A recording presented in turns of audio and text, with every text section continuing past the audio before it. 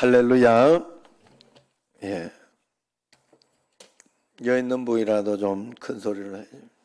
굉장히 이게 어색하고 마음속에 어떨 때 우울한 마음도 쏙 들고 답답하고 그래요. 야, 이 왜 모이라고 했는지, 왜 모여서 예배 드려야 하는지, 거기에 대해서 정말로 좀 알 것 같고 그래요. 그래서 여러분들이 이럴 때 더 이렇게 한 번이라도 더 교회에 오시고 한 번이라도 더 기도하시고 그러면서 여러분 신앙을, 내 신앙을 내가 꼭 잡아야 할 줄로 믿습니다. 오늘 말씀하는 이 다니엘이 그랬잖아요. 다니엘은 교회 가본 적이 없어요. 그 나라에서 교회가 없잖아. 자기 집이 교회였잖아요. 자기가 교회였잖아요. 그 신앙을 스스로 지켜냈잖아요. 목숨 걸고 지켜냈잖아요. 지금 이런 때에 여러분 우리가 하나님 앞에서 우리의 신앙을 스스로 목숨 걸고 지켜내야 할 줄로 믿습니다. 오늘 다니엘서는 BC 586년경에 일어났던 사건입니다. 그 해에 다니엘의 고국인 유다가 바벨론 느부갓네살 왕에 의해서 군대에 포위되어 항복을 했던 것입니다. 이 성경에 기록된 말이 뭔 말인가 하면 하나님의 택하심을 받았다고 자부했던 유다가 어떻게 이렇게 패망할 수 있냐. 우리가 예수 믿는데 왜 실패할 수 있고 왜 패망할 수 있느냐, 왜 넘어질 수 있느냐 하는 그런 이야기잖아요. 그래서 우리에게 더 중요한 겁니다. 이 유다가 패망했기 때문에 이 하나님 앞에서 적에게 유리당한 그 상황이 말로 할 수가 없었어요. 그 중에서 당대에 유능한 인재들을 바벨론의 포로로 이렇게 데리고 갔습니다. 다니엘도 포함되어 있었고 다니엘 가족과 친구 등 그리운 사람들과 헤어져서 언어와 문화, 무엇보다 신앙이 다른 이방 땅에서 살아가게 되었던 것이죠. 물론 다니엘과 함께 바벨론으로 끌려간 이들은 타고난 지능과 자질이 인정된 출중한 인물들이었어요. 그런데 그들은 유다의 고유신앙과 또 고유의식 이런 것들을 민족적 색채를 모두 뺀 바벨론을 위한 인물들로 교육이 될 것입니다. 바벨론에서 철저하게 이교도적인 그런 역사관, 과학, 철학, 종교를 주입받게 될 뿐만 아니라 이스라엘에서 우상숭배로 여겨졌던 점성술, 마술 이런 것도 배워야 했어요. 다니엘서 1장에서 보면 이제 다니엘은 포로 생활의 기록을 보면 바벨론이 얼마나 철저히 그들의 바벨론화를 위해서 공을 들였는지 그것을 볼 수 있습니다. 그런 반면에 다니엘과 그의 친구들도 그냥 있지는 않았습니다. 그들도 그렇게 자기들을 말살하고 자기들이 이제 신앙을 지키지 못하게 그렇게 할 때에도 어떻게 믿음으로 신앙을 지켰고 이겨냈는지를 이야기하는 것이 바로 다니엘서입니다. 자신들을 둘러싼 상황은 거부할 수 없을 만큼 위협적이었지만은 다니엘과 그 친구들은 현실의 상황에 좌우되지 않고 온전한 믿음의 삶을 살아가려고 노력했던 것을 볼 수 있어요. 우리가 살아가면서 어쩔 수 없는 일들을 자주 만나게 됩니다. 이 코로나만 그런 건 아니에요, 사실은. 살아가면서 여러 가지 말도 안 되는 어떤 그런 일들이 굉장히 많이 생기게 됩니다. 내 자신의 의지가 분명하고 어떻게 해야 할지도 명확한데 도저히 안 되는 그런 일들이 일어난다는 것이죠. 지금이 바로 그런 때가 아니겠습니까? 코로나로 인한 혼란한 상황 속에서 의지와 무관하게 신앙생활도 어려움을 당하고 있습니다. 분명히 교회 가서 예배 드리고 싶지만은 현장 예배를 드리지 못하는, 지금 이렇게 권사님들 이렇게 연세가 드신 그런 분들은 이게 어떻게 하나, 지금 집에서 이 이름도 안 올라오고 이렇게 본 걸 보면 집에서 이 예배도 드리지 못하고 성경을 읽고 기도만 하고 있지 않을까 하는 그런 생각이 듭니다. 어쨌든 이런 국가적 재난입니다. 내 의지와 상관없는 선택을 하게 되고 또 그것 때문에 억울한 대가를 치르기도 합니다. 그래서 우리가 이 소신과 어떤 그런 것이 있어야 돼요. 소신 없는 것에 대해서 이런 이야기가 있어요. 아버지와 아들이 당나귀를 끌고 가는데 그 모습을 본 사람들이 옆에서 아이고 미련한 사람들, 나귀를 끌고만 가면 어떻게 하냐, 누구라도 타고 가야지. 그러니까 사랑하는 아들이 아직 어리고 그러다고 이제 아들을 이렇게 아버지가 태워서 갔어요. 그랬더니 사람들이 아이고 요즘 애들은 버릇이 없어. 늙은 애비를 어떻게 걷게 하고 아들 놈은 타고 가네. 그래가지고 둘 다 탔어요. 이제 둘 다 타고 갔어요. 그랬더니 아이고 세상에 아무리 말 못하는 짐승이라고 어떻게 둘 다 나귀를 타고 가면 어떻게 한대? 그러면서 혀를 끌끌 찼어요. 그렇게 사람들의 말에 어찌할 바를 모르던 그 두 사람은 그만 내려가지고 당나귀를 들고 갔어요. 이야기니까 이게 가능한 이야기. 들고 갔어요. 그러니까 그래 가다가 개울을 건너게 되는데 개울에서 막 당나귀가 몸부림을 치니까 넘어지고 막 그러면서 당나귀도 잃고 그만 자기들도 물에 빠지고 말았다 하는 그런 이야기잖아요. 들어봤잖아요. 원칙과 소신이 없이 이리 상황에 이리저리 끌려다니다가 일어난 사건을 이야기합니다. 얼마나 어리석습니까? 저도 목회하면서 이렇게 보니까 많은 사람들이 이렇게 했는데 저 교회에서는 이렇게 했는데 이번에 이렇게 해야 되는데 저렇게 해야 되는데 그런 이야기들을 참 많이 해요. 그때 하나님 앞에서 기도하면서 한 걸음 한 걸음 원칙과 소신을 가지고 말씀대로 이렇게 나가지 않으니까 어떻게 할 수가 없더라. 그냥 진짜 배가 산으로 가겠더라. 사공이 많으면 산으로 간다고 하는 것처럼.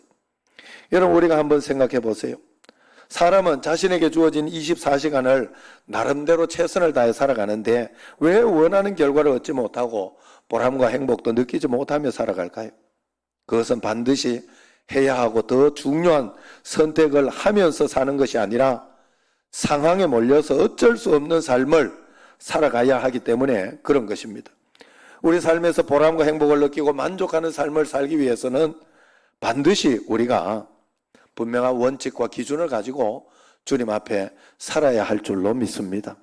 이런 맥락에서 성경의 인물들을 우리가 한번 생각해 보면 늘 어쩔 수 없는 불가항력적인 그런 상황에 직면을 할 때가 많았는데 그 성경의 인물들은 언제나 그 상황에 끌려다니지 않고 분명한 원칙을 가지고 믿음의 삶을 살아냈다는 공통점이 있습니다. 오늘 본문에 기록된 다니엘도 마찬가지였어요. 불가항력적이고 위협적인 상황에 처해 있는 것을 알 수 있습니다. 그렇지만 다니엘은 누구보다 명확한 자신의 소신, 원칙을 가지고 신앙의 기준에 입각해서 그렇게 살았던 것입니다. 오늘 다니엘은 원칙이 분명한 신앙생활을 통해 하나님이 주신 지혜와 능력으로 어쩔 수 없는 상황에 짓눌리지 않았습니다. 거기에서 오히려 입지적인 성공을 거두게 됩니다. 당시 최강대국이었던 바벨론에서 느부갓네살 왕에 이어 다리오 왕 때까지 승승장구하게 하고 또 다른 나라의 침략을 당해가지고 나라가 바뀌었는데도 그는 총리를 하면서 승승장구하게 된 것입니다. 어떻게 이렇게 이것이 가능하냐? 오늘 말씀을 이렇게 보면 6장 1, 2절에 이렇게 보면요. 왕은 120명의 고관들을 두어서 전국을 통치하게 했어요. 그리고 그 위에다가 총리 셋을 두어서 그들의 보고를 받게 했는데 다니엘은 그 3명의 총리 중에 한 사람이었어요. 그리고 3절 말씀을 보면 다니엘은 마음이 민첩하여 능력이 탁월하고 출중해서 다른 총리들보다 이렇게 뛰어났기 때문에 다리오 왕이 다니엘을 하여금 전국을 통치하게 하려고 그렇게 하고 있습니다. 이런 왕의 의도를 파악한 다니엘의 이 정적들이 분노하는 거예요. 이미 패망한 식민지의 일개 포로가 총리 반열에 오른 것도 기분 나쁜데 자신들 위해서 호령한다고 생각하니 견딜 수가 없는 거죠. 그래서 어떻게 해서든지 다니엘을 낙마시키기 위해서 열심히 약점을 찾았습니다. 그러나 그를 하여금 어떤 부정적인 거나 인간적인 허물도 다니엘에게서 찾을 수가 없었어요. 그러니까 그들이 계략을 꾸밉니다. 30일 동안 누구든지 다리오 왕 외에 다른 신에게나 사람에게 무엇을 구하면 사자굴에 던져 넣기로 한 거죠. 아마도 그들은 다니엘이 누구보다 신실한 신앙의 사람이라는 것을 간파하고 있었기 때문에 다니엘은 어쩔 수 없는 상황에서 신앙을 포기하든가 아니면 자신의 음모에 걸려서 사자굴에 던져질 것이라 하는 그런 확신을 한 것이죠. 당시 고대 근동의 이방 국가에서 왕은 신의 대리자 혹은 신의 아들 아니면 신이랑 왕을 그렇게 했기 때문에 그들은 다리오 왕의 입장에서는 그것을 신격화해서 통치를 더 해야 되기 때문에 그것을 받아들이지 않을 수가 없었던 거예요. 그래서 그 조서에 서명하게 됩니다. 다니엘이 그래 좀 아깝다 하는 것을 알지만은 서명하게 돼요. 결국 다니엘은 진퇴양난의 위기에 처하게 되고 본문 10절에 기록된 것과 같이 그런 가운데 있었어도 그 조서가 반포된 것에도 아랑곳하지 않고 지금까지 자신이 해오던 대로 신앙의 원칙을 그대로 따르고 믿음으로 살아가는 겁니다. 다니엘은 상황과 환경에 끌려다니지 않기로 한 것이죠. 그 다니엘의 모든 결정과 행동, 반응을 형성하는 분명한 원칙이 있는데 그것은 자신의 집 기도실에 가서 하루 3번 예루살렘을 향해서 창문을 열고 무릎을 꿇고 하나님께 기도하여 하나님의 음성 들으며 살아가는 게 다니엘의 원칙이었어요. 그런데 지금은 그 원칙을 지키면 자신이 지금까지 쌓아온 그 모든 것들을 다 허물어지고 심지어 목숨까지 잃게 됩니다. 이런 상황 속에서 다니엘은 자신의 믿음의 원칙을 포기하지 않았습니다. 죽으면 죽으리라 하면서 결단했습니다. 오늘 우리 믿음의 사람들에게는 반드시 이런 신앙의 원칙이 꼭 있어야 합니다. 삶의 원칙, 생활 수칙이라고 할 때 이 원칙, 수칙이라는 말은 격자 구조물이라는 헬라어에서 비롯되었다고 해요. 원칙이라는 말은 격자 구조물이라는 그 말에서 나오는데 격자 구조물은 어떤 것인가 하면 포도가 이렇게 자랄 수 있도록 그 포도 덩굴이 이렇게 감아서 올라갈 수 있도록 이렇게 이 대를 세우잖아요. 그러면서 이렇게 위로도 이렇게 만들어 놓은 그걸 격자 구조물이라고 그래요. 그 지지대를 이야기합니다. 포도 덩굴이 좋은 열매를 맺으려면 올바른 방향으로 갈 수 있도록 하고 더 넓게 펴질 수 있도록 이렇게 만들어줘야 되는데 만약에 그것이 없으면 포도 덩굴은 땅에 깔리겠지요. 그러다가 보면 썩게 되고 또 사람들에게 밟히게 돼 있습니다. 마찬가지입니다. 우리가 우리의 삶의 원칙을 우리의 삶의 신앙을 신앙의 원칙을 가지고 인생의 방향을 결정하도록 그렇게 해야 합니다. 좋은 삶의 원칙과 생활 습관을 가지고 살아가는 사람이 결국은 행복한 삶을 살아가고 많은 신앙의 열매를 맺을 수 있어요. 그런데 이런 원칙과 믿음의 원칙이 없는 사람에게는 그 축복받는 삶이 아니라 사람에게 조롱받는 그런 삶을 살게 되지. 교회도 마찬가지예요. 우리가 하나님 앞에서 정말로 믿음의 삶을 살아가며 하나님 앞에 잘 살아가면 처음에는 한 번, 두 번 조롱할지 몰라도 나중에는 반드시 그들이 굴복하게 되어 있다 하는 거예요. 그래서 신앙생활에서 가장 경계해야 되는 것이 여러분 꼼수 같은 거예요. 타협하는 거. 이게 바로 굉장히 우리가 주의해야 할 것입니다. 인류 타락이 뱀의 깸에 빠져서 하나님이 주신 원칙을 어겼기 때문에 왔지요. 만일 다니엘이 곤혹스러운 상황을 모면하기 위해서 현실과 타협했다고 하면 어떻게 되었을까요? 결코 하나님이 사랑하고 우리가 흠모할 지금의 다니엘로 존재하지 못했을 것입니다. 다니엘서도 없었을 것입니다. 마찬가지입니다. 우리가 살아가는 현실은 매 순간순간 수많은 타협을 요구합니다. 그렇기 때문에 우리는 더 확고한 원칙과 소신을 가진 그런 신앙생활을 해야 돼요. 지금 우리는 더 분명한 신앙의 원칙들이 필요한 그런 시대를 살고 있습니다. 코로나 팬데믹 상황에서 이전과 다른 신앙의 행태들이 많이 일어나고 있습니다. 많이 나타나고 있어요.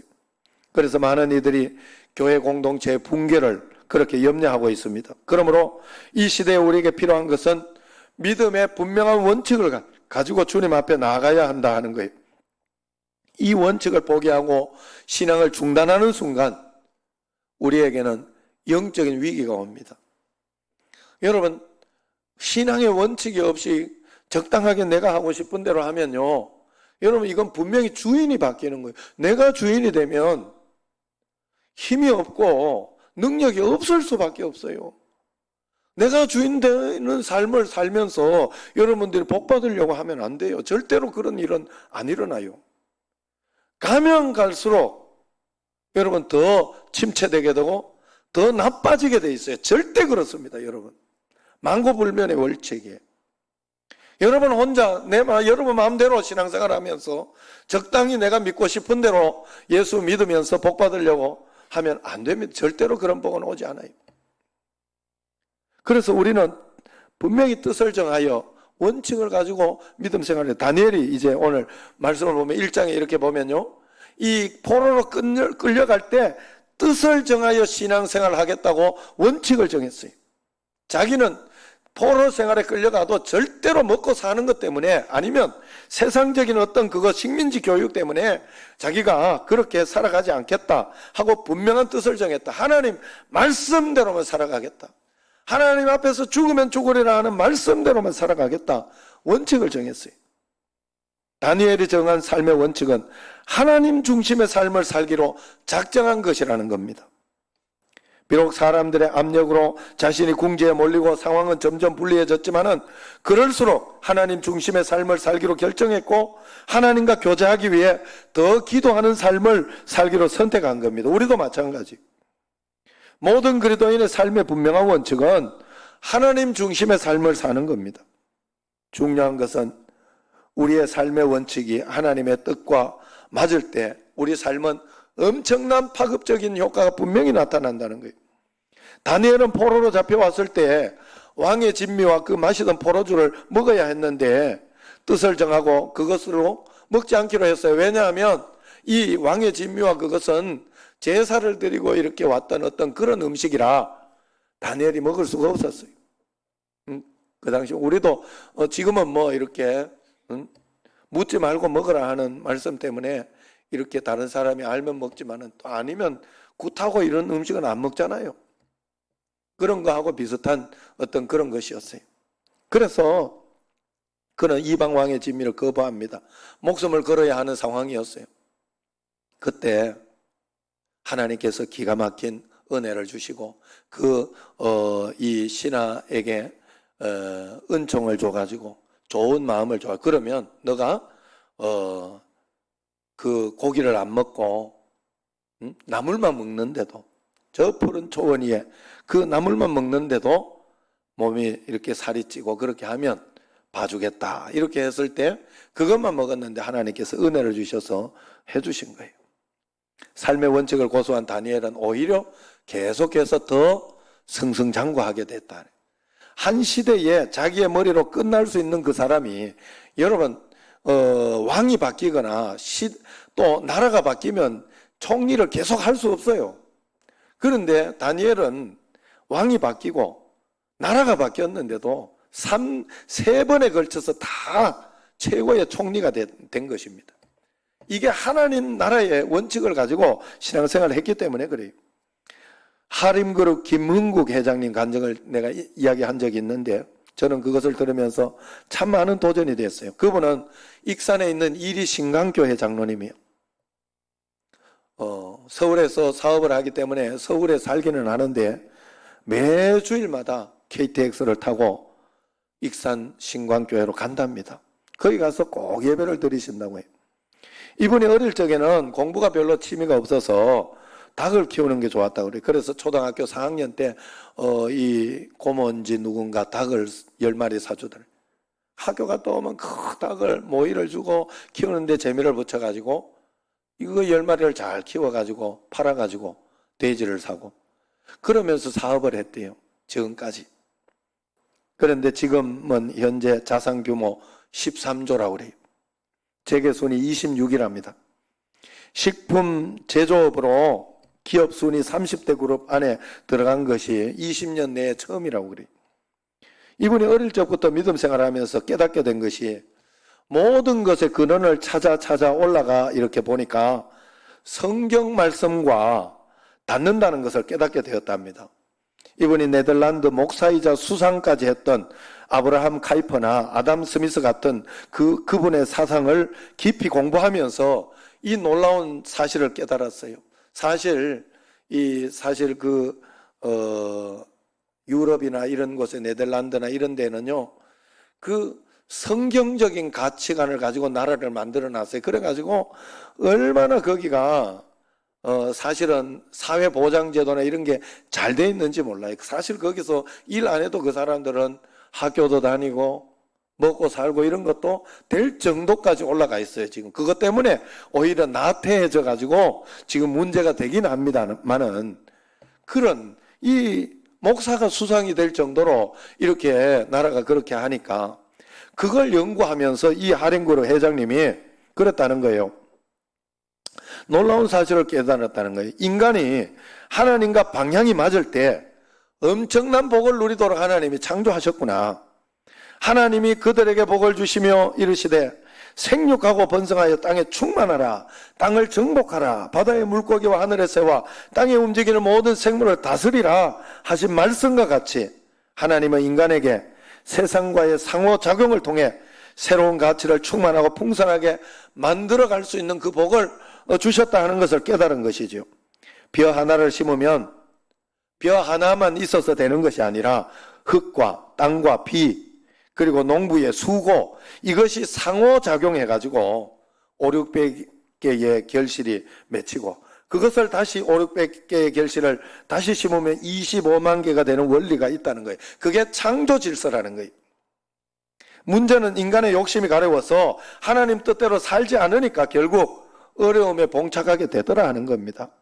그런데 사람이 하나님의 뜻에 주의하고 그분과 방향이 맞으면 아담 스미스가 말한 것처럼 보이지 않는 손이, 하나님의 권능이 우리의 삶을 통해 엄청난 시너지 효과가 일어나도록 그렇게 만들어준다. 이 보이지 않는 손에 도움을 꼭 받아내야 된다. 이번에 여러분 한 세 번째 이제 물 새는 것 때문에 그래가지고 이제 세 번째, 첫 번째 현덕원 집사님, 두 번째 좋은 교회, 지금 세 번째 강평원 집사님이 이틀 동안 휴가 기간에 시간을 내 가지고 하는데, 사실 그 이틀이 다 비가 온다는 날이었어요. 비가. 내가 이렇게 늘 봤을 때 요즘 일기예보 잘안 들리잖아요. 옛날하고는 좀 달리. 그 비가 오는데 어떻게 이틀 동안 온다 그랬어요. 분명히. 어떻게 하나 이랬더니 아이고 강평원 집사님이 기도를 했다네. 하나님이 일을 하는데 어찌 비를 주시면 안 되지 않습니까? 하나님 앞에. 그래가지고 비가 안 왔어요. 이틀 동안. 신기한 일이 일어났어요. 우연이라고 여러분들은 볼지 모르지만은 저는 우연이 아니라고 봐요. 그리고 또 신기한 거, 어제 다 이렇게 일을 마치고 다 끝내고 이제 조금만 더 있으면 마무리 여유 있게 할 텐데, 다 끝내는데 소나기가 확 오는 거예요. 이틀 만에 처음으로 소나기가 막 쏟아지는 거예요. 그래가지고 굉장히 당황했죠. 그래가지고 막 물건을 막 챙기고 이렇게 해가지고 이렇게 했는데, 그 소나기가 온 것 때문에요, 여기저기 밖에 이제 우리 처마 해놓은 거 물이 저쪽으로 싹 해가 이렇게 빠져야 되는데 이쪽에 물이 쪼르륵이 또 새더라고. 공사한 거에 하자가 생긴 거죠. 그걸 그 소나기를 통해 가지고 하나님이 살짝 보여주신 거예요. 안 그러면요, 여러분 다음에 해도 되지만은 다음에 그 강평원 집사님 부른 그 양반이 오기가 힘들어요. 그 한번 강평원 집사님 부르기도 힘들어요. 이 휴가 때 돼 가지고 딱 이렇게 시간 내 가지고 하는 거지. 그게 쉽지 않아요. 비가 와서 샌다고 바로 와서 해줄 사람이 없어요, 세상에. 그런데 어제 난 진짜 신기했어. 그거 했으면 시커 내놓고 찝찝할 뻔했어요. 여기 이쪽으로 물이 쪼르륵 있어요. 그런데 그거 다 하고 지금까지 비 안 오잖아, 다시. 나 그거 신기했어요. 야, 이 하나님 도와주셨다. 하나님이 비를 갑자기 주셔가지고 이 하자를 또 보게 해주시나 너무 감사했어요. 여러분, 우리 삶에는 보이지 않는 하나님의 손길의 도움이 꼭 있어야 돼요. 여러분 혼자 살 수 없어요. 절대 안 됩니다. 절대. 여러분 혼자 살려고 하면 안 돼요. 그러면 여러분이 하나님이잖아요. 하나님이 도울 수가 없어요. 여러분들이 주인 되어 살면. 그래서 여러분 아니더라도 도움받으며 살아야 돼. 하나님 도와달라고. 하나님 아니면 나는 할 수가 없다고. 할 수가 없다고. 약을 먹어도 하나님 약발이 듣게 해달라고. 그래야 돼요, 여러분. 약 먹는다고 되는 거예요. 수술한다고 되는 게 아니에요. 수술하고 이렇게 해도 뭐 꼬매놓는 것밖에 아니잖아. 꼬매놓으면 살이 알아서 붙어야 되잖아. 하나님 도와달라고 해야 돼. 하나님 도와달라고. 그럴 때 보이지 않는 손이 오는 거예요. 그럴 때 마태복음 14장 8절에 있는 것처럼 더러는 좋은 땅에 떨어짐에 어떤 것은 100배, 어떤 것은 60배, 어떤 것은 30배 결실을 하였느니라. 이게 하나님의 뜻을 품고 그대로 행하면 풍성한 결실을 맺게 된다는 그런 뜻입니다. 여러분, 돛담배가 기류를 제대로 만나면, 순풍을 제대로 만나면 엄청난 속도로 항해하게 됩니다. 반대로 역풍을 만나면 갈 수가 없어요. 마찬가지로 우리가 하나님의 뜻대로 살면서 순풍을 만나면 엄청난 축복으로 살게 되지만, 하나님의 뜻을 거스려 반대로 살면 우리 인생은 단 한 발자국도 전진할 수가 없어요. 인간은 하나님과의 긍정적 상호작용을 할 때만 엄청난 고부가 가치를 만들어내는 내게 되어 있는 것입니다. 그러므로 우리는 하나님 중심의 삶을 매일매일 살아내야 할 줄로 믿습니다. 믿음의 선조들이 다 그랬지만 다니엘이 그런 대표적인 인물 중에 하나입니다. 하랭그룹의 김문국 회장님께서 자기가 지금까지 사업을 하면서 3번의 큰 위기가 있었다고 그래요. 첫 번째는 회사에 큰 불이 나가지고 아주 위기가 있었다고 해요. 두 번째는 IMF 왔을 때 자기 회사도 굉장히 위기가 있었다고 합니다. 그리고 세 번째는 조류 독감이 한번 확 휩쓸 때, 그때 닭 회사니까 너무 힘들었다고 합니다. 그런데 참 신기한 건 그런 고난이 올 때마다 자기가 하나님 말씀의 원칙을 지키면서 말씀대로 기도하며 왔더니 지금까지 그때마다 자신이 무엇이 잘못되었고 아니면 이것을 어떻게 헤쳐나가야 할까를 하나님께서 그때그때 가르쳐줘가지고 깨닫게 해줘가지고 그것을 이렇게 하면서 왔더니 뜻을 따라 방향을 바꾸고 나면 하나님은 그때그때마다 더 큰 성장의 열매를 반드시 주셨다고 해요. 제가 이분의 간증을 들으면서 코로나 상황 속에서 우리도 그런 기회가 될 것이라 하는 생각이 들었습니다. 코로나로 인해 우리가 지금은 어려움을 당하고 있지만은 이 어려움의 시기에 우리의 문제가 무엇인지 그리고 하나님이 원하시는 방향이 무엇인지를 발견하게 되고 그 원칙을 따라 헌신하고 따라가면 엄청난 성장과 축복이 우리에게 있을 줄로 믿습니다. 여러분 삶은 어려움이 여러분들에게 늘 있어요. 늘 있어요. 제가 이렇게 여러 가지 이야기 해줬지만은 여러분들에게 어려운 일 생기는 거는 여러분 막을 수가 없어요. 그러나 예수 믿는 사람은 그 어려움이 반드시 그 속에 하나님이 놀라운 축복으로 해 만들어 놓은 그것을 찾아내야 돼요. 그리고 그것을 누리며 사는 게 바로 예수님 믿는 거예요. 이 땅에서 하나님 나라를 여기서부터 사는 거예요. 그래서 예수 믿는 사람은 결코 넘어지지 않아요. 결코 실패할 수가 없어요. 결코 실패할 수가 없어요. 실패한 것 같으나 다시 일어나는 사람이 예수님 믿는 사람이에요. 여러분, 그러므로 우리가 하나님과 방향 맞추어 가야 돼요. 제가 늘 아까 이야기했나요? 모르겠네요. 어떤 분이 이렇게 일이 잘 안 돼가지고 목사님 내가 기도가 부족해서 그런가요? 이러더라고. 그러면서 막 너무 실망이 되고 자책이 됩니다. 그러더라고. 그래서 내가 이제 기도 부족해서 안 되거나 그렇게 된 건 아니다. 하나님의 뜻이 있어서 그렇게 되었지만 만약에 당신이 기도를 더 열심히 했다면 더 간절히 했다면 지금 이 상황 속에서 그냥 이겨냈을 것이다. 이걸 지금 이런 일이 있어도 이것을 그냥 이겨낼 기도를 많이 했으면. 그러나 또 한 가지 더 희망적인 것은 뭐냐 하면 지금이라도 늦지 않았다. 더 열심히 기도하면 그 일이 더 잘 될 것이다. 역전의 어떤 그 무엇인가가 나타날 것이다. 내가 기도가 부족해서 안 됐지요. 안 되고 말고 그걸 그렇게 따지면 안 돼요. 믿음을 그렇게 찾으면 안 된다는 거예요. 하나님 앞에서 우리는 다 알 수가 없어요. 우리가 알 수 있는 것은 그런 거예요. 어떤 사람은 가룟 유다도 다 결국은 가룟 유다가 없었으면 어떻게 예수님이 십자가에 못 박혔냐 이러면서 가룟 유다도 다 주의 뜻 가운데 있지 않았냐 이런 이야기를 해요. 굉장히 위험한 말이에요. 우리는 다 알 수는 없지만 한 가지 하나님이 말씀 가운데에서 우리에게 알 수 있도록 해준 게 있어요. 뭐예요? 가룟 유다처럼 살면 안 된다는 거예요.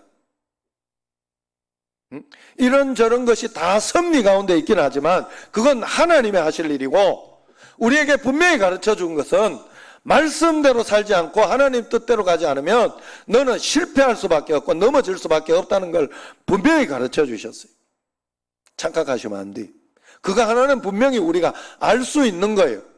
내가 하나님 되려고 하지 마세요. 내가 판단하려고 하지 마세요. 그냥 말씀대로 순종해 보세요. 교회에서 다투지 마라 하면 다투지 않으면 돼요. 성경에서 이야기한 대로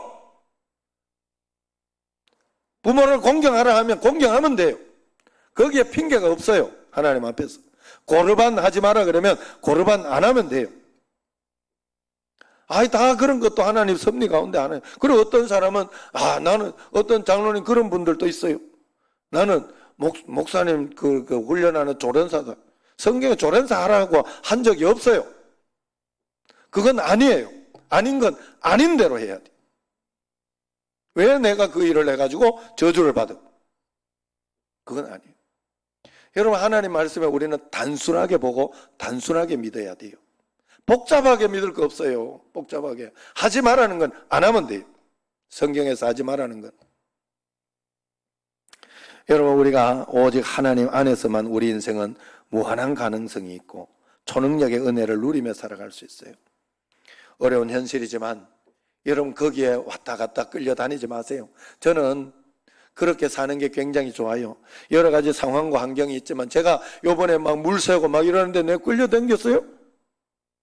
그런 것 같아요? 아니에요. 저는 괜찮았어요. 문제 안 되었어요. 그냥 하나하나 또 풀어봤어요. 그냥 풀어봤어요. 하나님께 기도하면서 하나님 이번에 어떻게 할까요? 어떻게 할까요? 그러면 한 걸음 한 걸음 풀어와서 이렇게 했어요. 잘 해결될 것 같아요. 제가 생각하기에. 많은 부분이 잘 될 것 같아요. 그리 아니할지라도 저는 주님을 신뢰하며 따라갈 겁니다. 그리고 그때 한 걸음 한 걸음 믿음으로 말씀을 들으며 살아가 볼 거예요. 얼마나 재미나요? 얼마나 좋아요? 다른 거 없어요. 여러분 상황에 끌려다니지 마세요. 상황은 언제나 나를 넘어뜨리려고 하고 언제나 상황은 어떤 일이 일어날지 우리는 모릅니다. 그렇기 때문에 현실에 하나님 중심의 삶, 하나님이 나와 함께 계시고 나를 붙들고 계시니 나는 그 뜻을 따라서 상황은 다 다르잖아요. 여러분 다 다르잖아요. 늘 하나님의 뜻을 찾으라 하고 내가 늘 같이 이야기하지만 여러분들이 그때 믿음의 삶을 사는 상황은 다 달라요. 하나님이 허락하신 거예요. 그렇기 때문에 하나님 앞에서 여러분 살아가야 합니다. 그러면 여기에서부터 하나님께서 더 풍성하고 복되고 행복하고 감사한 삶을 살아낼 줄로 믿습니다. 매일매일 주의 뜻 가운데 살아가는 여러분과 저가 되기를 주의 이름으로 축원합니다. 기도하겠습니다. 하나님 아버지, 상황과 환경을 언제나 나를 넘어뜨리려고 하고 힘들게 하고 그리고 쓰러지게 하고 넘어지게 하려고 합니다. 거기에는 봐주는 게 없습니다. 그러나 매일매일 주님 중심의 삶을 살면서 흔들리지 않고 또 기도하고 간구하고 한 걸음 한 걸음 인도하시는 대로 따라가려고 할 때 하나님께서 더 큰 은혜와 복과 반전의 반전을 반드시 주시는 줄로 믿사오니 그 반전의 하나님을 믿고 오늘도 기도하며 주님 따라가는 저희들이 꼭 되게 하여 주옵소서. 이렇게 하나님 아버지 교회 나오지 못하고 비대면으로 예배드리는 이것을 내가 나태하게 있으면 안 됩니다. 하나님, 저도 대충 이렇게 할까 하는 그런 생각이 많이 들었습니다. 사단이 준 생각이 분명합니다. 이럴 때일수록 한 번 더 교회 나오고 한 번 더 기도하고 한 번 더 하나님 앞에 무릎 꿇는 저희들이 꼭 되게 하여 주옵소서. 내가 너에게 넘어지지 않으리라, 나태하지 않으리라, 주님 앞에 설 수 있는 저희들 되게 하옵소서. 예수님 이름으로 감사하며 기도드리옵나이다. 아멘.